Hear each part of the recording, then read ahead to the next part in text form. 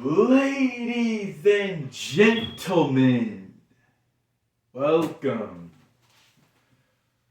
How y'all feeling? Y'all feeling good? I'm feeling good.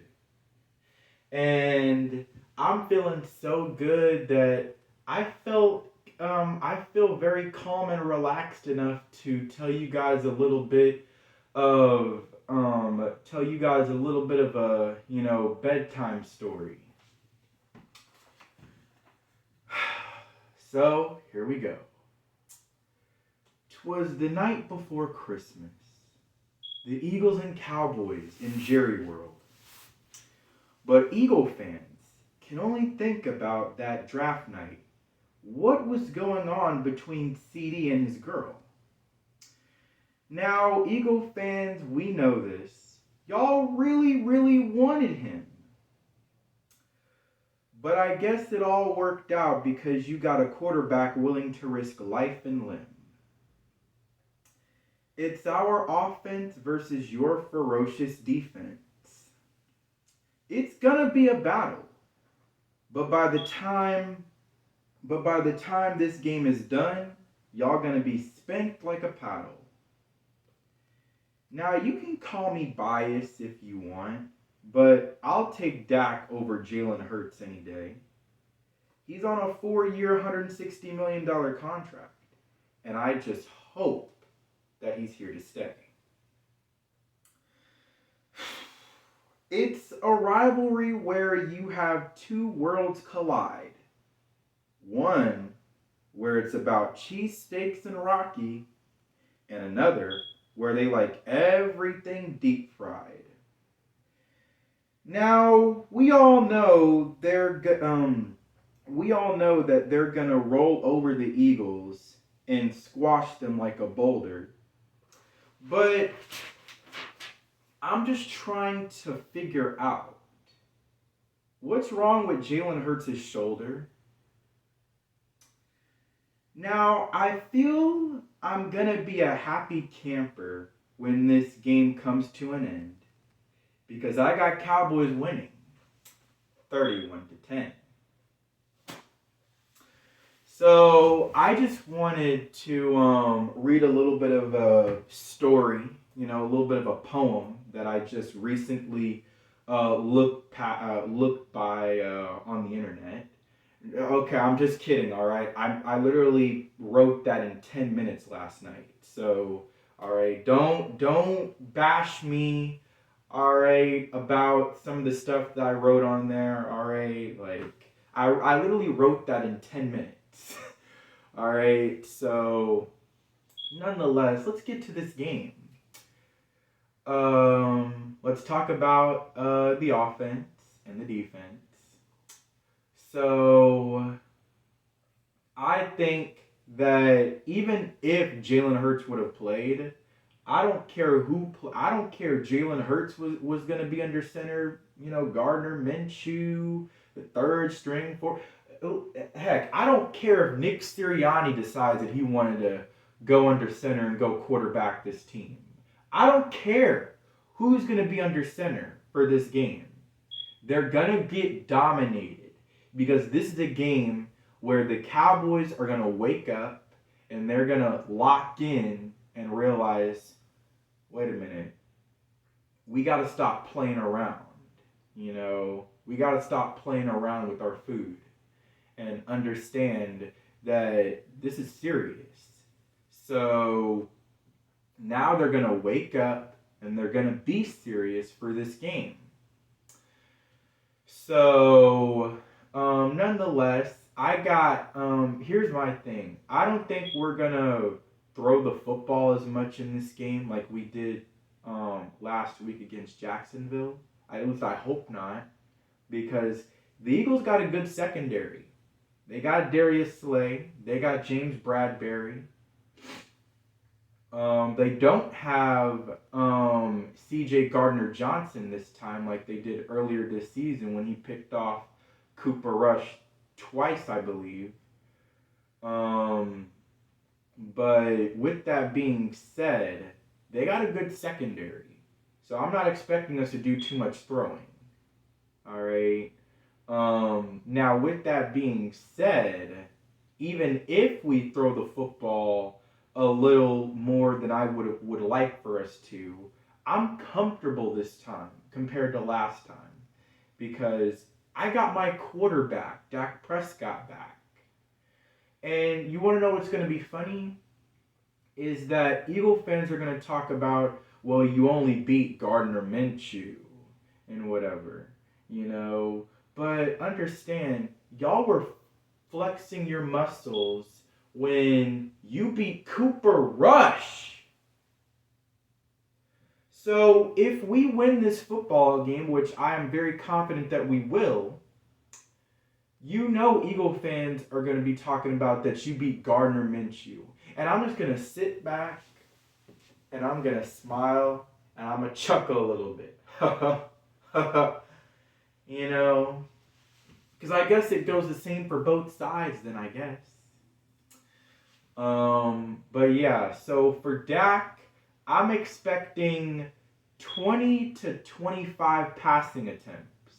Because I want us to run the football. I want us to run all over Philadelphia. And we are more than capable of being able to run on them. I think this rushing attack is better than it was last time we played them. So, and the thing about this game is that you got Tony Pollard and then you got Ezekiel Elliott. A guy who always performs his best when he plays against the Eagles. So I'm very excited to see him tote the rock. But back to Dak. Dak is going to throw the ball 20 to 25 times in this game. That's what I want.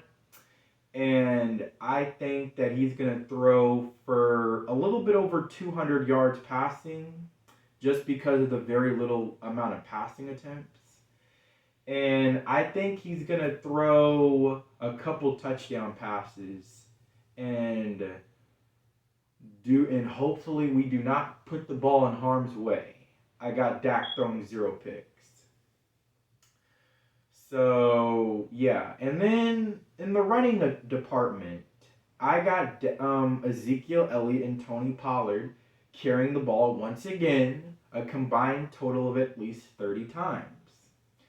I think this is a Zeke kind of game. Remember last year where in Jerry World on Monday night, he ran the ball 17 times for 95 yards and 2 touchdowns? Well, I keep the carries the same amount, but give him 10 more extra yards. I think Zeke in this game is going to have 17 carries for 105 yards and 1 rushing touchdown. I think Pollard's going to get another one. He's going to get the other one. So I'm predicting Zeke's going to have his first 100-yard game of the season because he really could have gotten it last time that we faced Philadelphia. And remember, in that game at one point, we were behind 20-0. So, yeah. And he still had a chance to get over 100, but we just didn't quite get there. So, I'm saying that he's going to get 100 in this game. 17 carries, 105 yards, and a rushing touchdown. And Zeke's past, what, four or so games against the Eagles in Jerry World, he has averaged a little over 90 yards rushing per game against the Eagles in Jerry World over the past 4 or so years, like I said. So, like I said, he saves his best against the Eagles. But more importantly, I wasn't specific enough. He saves his absolute best for the Eagles at home. So, that's what it really is. So, with that being said, now let's get to Tony Pollard. I think we're going to run this football, man. I think Pollard's going to even get quite a few carries.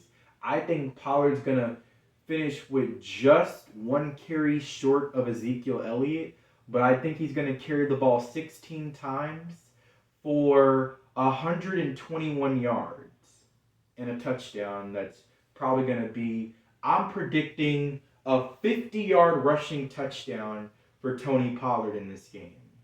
All right, probably the one that's going to put this game on ice. And that's how he's going to get his $121. I really truly believe that we can rush for 200 plus yards rushing in this game.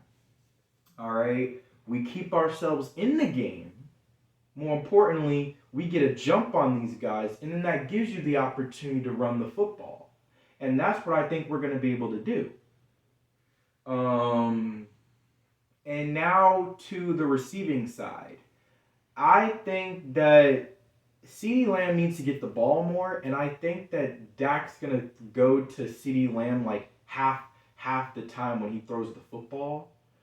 So I think CeeDee's going to finish with 7 catches.